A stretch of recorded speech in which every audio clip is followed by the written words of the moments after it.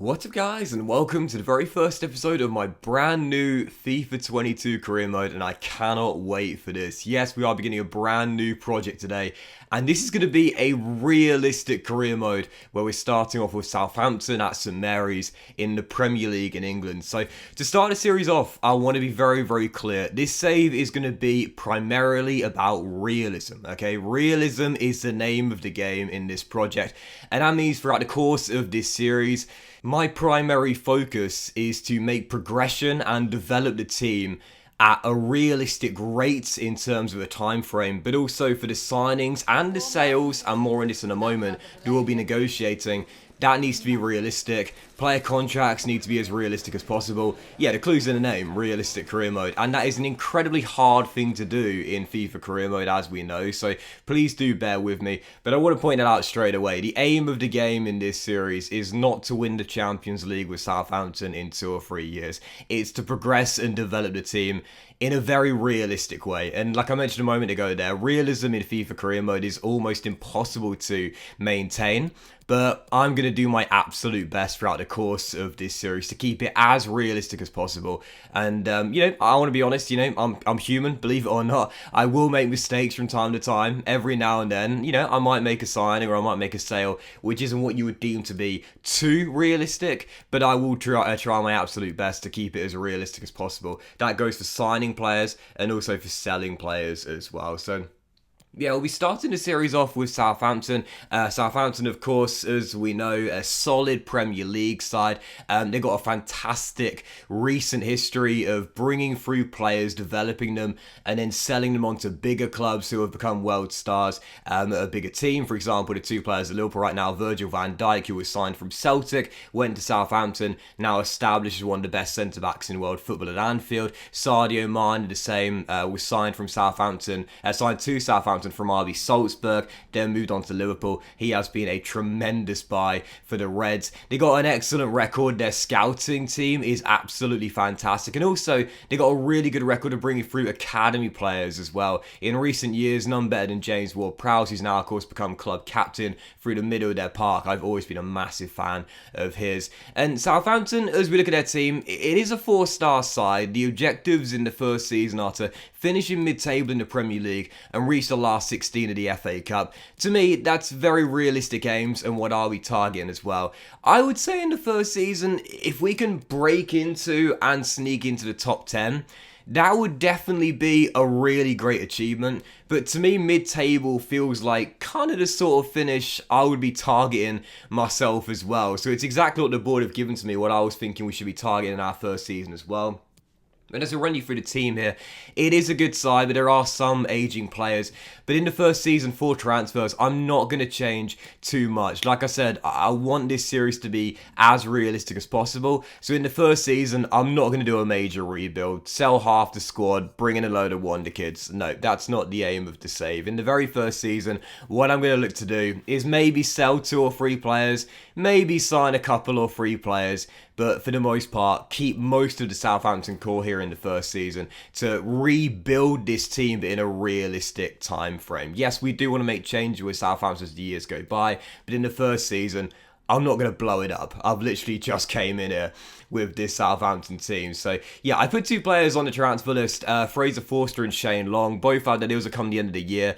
Most likely both going to get released by Southampton come the end of the season regardless. Though, of course, Forster has now taken over from Alex McCarthy as the starting goalkeeper. Both goalkeepers had their deals come the end of the year. I'll probably look to sell Forster, though, as he's a rating lower. But Forster or McCarthy, I'll keep one of them and sell the other one. As for Shane Long as well, I'm definitely going to let the guy go as well. But for scouting as well, very briefly, I mentioned earlier, Southampton have a fantastic track record of bringing through players from their youth setup. They've always had a really good youth academy. So I did decide to hire a 5-star scout. I've sent him out to England looking for some great homegrown talent. And also I sent the other scout we started off with to France as well. You might wonder why I chose France. The reason being is very simple. Southampton are on the south coast of England, so not too far away from France, of course. And also, they actually have had an academy graduate from France who's now in their first team. That's the fullback, Yann Valery. So yeah, one scout out in France and one scout out in England as well. And also, you'll mention it, you'll notice it for transfers too. I decided to reject bids here for Shane Long and Fraser Forster, who were both on the transfer list, though I did sell El Unici to Bayer Leverkusen. I thought it was a relatively realistic destination. Didn't plan to sell him, with Bayer Leverkusen being a bigger team and in European football as well. I thought it would be okay to let him go. But I turned down bids for Fraser Forster from KRC Genk and Shane Long from Stade Liège.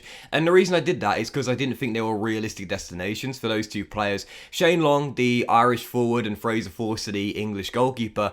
Both of those players have never played professional football outside of the United Kingdom, or in Shane Long's case, the Republic of Ireland, when he started off his career at Cork City.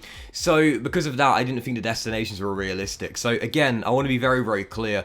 I will turn down bids for players if the destinations aren't what you'd consider to be realistic. So in that case, whilst both players were on the transfer list, because I didn't think the destinations were realistic, I turned them down and I looked for more realistic suitors, if you will. But for signings with Southampton, after I sold El Unici, I did decide to replace him with this guy. And like I said, the signings are going to be as realistic as the sale destinations. And we managed to get hold of a Southampton target, which is Ritsu Dawan. This is a Japanese winger currently playing for PSV Eindhoven in the Netherlands. A little bit of pace, technically very good as well, with a 4-star skill move rating and 3-star weak foot as well. I've given him the wide midfielder development plan to get his attacking work rate up from medium to high. Had to spend 20.5 million to get him, which is a very pretty penny, but I'm kind of glad I did, to be fair, because at 23 years old, 77 rated, this guy is a really good young prospect in world football. And like I mentioned earlier, I don't want this to be a series where I can just sign all the best wonder kids for 5 mil. I want relatively realistic transfer fees, both for selling and signing as well. And to me, that seemed pretty realistic there. As for the first season with the transfers and the signings we'll be looking to make, I want targets that Southampton actually have in real life. You would have seen my shortlist very briefly there. All of those players on the transfer shortlist have been targets of Southampton over the past 12 to 18 months. So in the very first season for me, I'm only going to look to sign players that Southampton have actually been linked to in real life. Doan is one of those players, heavily linked to Southampton, and we get him here in the first season to replace El Unici. So yeah, Ritsu is in, 20.5 mil, massive, massive bid there. But hopefully he'll prove to be worth it. As you see, a rejected bid here for Alex McCarthy. Again, another player who I'm okay selling, but to me the destination wasn't realistic. McCarthy spent his entire career playing in Britain, can't see him leaving and going to Turkey, so I decided to turn that deal down.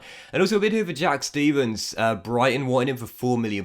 This wasn't too unrealistic, to be fair. 27 years old, 74 rated, but for personal preference, I decided to keep him. Since Brighton just lost Dan Burn to Newcastle United, totally okay for them to be looking for a new centre-half. Jack Stevens is, reasonably solid and in the prime of his career right now at 27 years old, but he spent over a decade playing for Southampton, and with over 100 appearances for the club, I didn't want to make major changes in the first season, like I mentioned earlier there, and build a totally new side in the first summer window. So I decided to keep Stevens here, gave him a 2-year extension, and for now, he'll be staying at St Mary's. His long-term future definitely isn't guaranteed, but for the short term, I think I'd rather keep him here. And finally, after turning down loads of bids for Fraser Forster, we did find a realistic destination for the English goalkeeper with a few caps to his name as well. Sheffield United put in a bid. We couldn't squeeze any money out of the Blades other than the 1.6 mil they initially offered, but we will take it, and he's on his way to Bramwell Lane. Like I mentioned earlier, the sale destinations are going to need to be realistic for me, as well as the money we get as well. I don't want to be selling, like Fraser Forster, who spent his entire career playing in either England or in his period with Celtic in Scotland, to, Belgium, for example, because, of course it is a possibility, but it's what you would consider to be, based on the guy's history and now his age as well, reasonably unrealistic. Whereas Sheffield United playing at Bramwell Lane would feel like more of a realistic fit, So we sold him for 1.6 mil to Sheffield United, and again, the destination he goes to is just as important as the money for me. So Fraser Forster leaves 1.6 mil, and we decided to replace him with a goalkeeper that has been heavily linked to Southampton over the past 12 months. Sam Johnston, relegated with West Bromwich Albion last season. I've always found Sam Johnston to be a fantastic shot stopper. He's 28 years old, approaching the prime of his career as a goalkeeper, and his contract is up at the end of the season as well. He's been linked with a return to the Premier League. Again, Southampton have been one of the top teams interested, along with West Ham as a long-term successor for Lucas Fabianski as well. We managed to get him for £4 million, a 4-year contract, 30 grand a week, wage as well. And Sam Johnston, like I said, heavily linked to Southampton in the past, is going to be our replacement for Fraser Forster. One of Forster or McCarthy was going to leave in this summer window. Otherwise, we'd have Forster, McCarthy, Caballero, and the goalkeeper I'd signed as well, which was in the end Sam Johnston.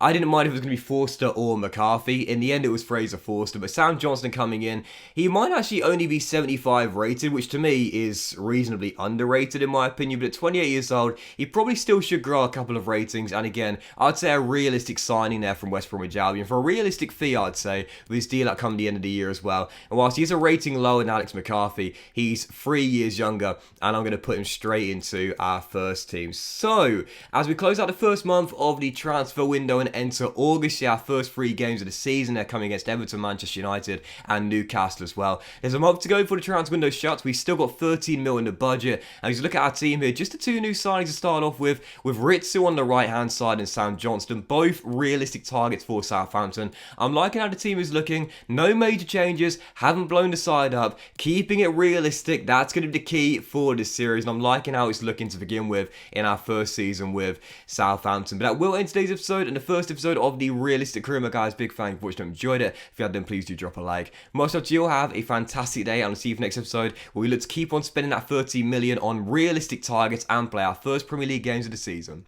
very soon.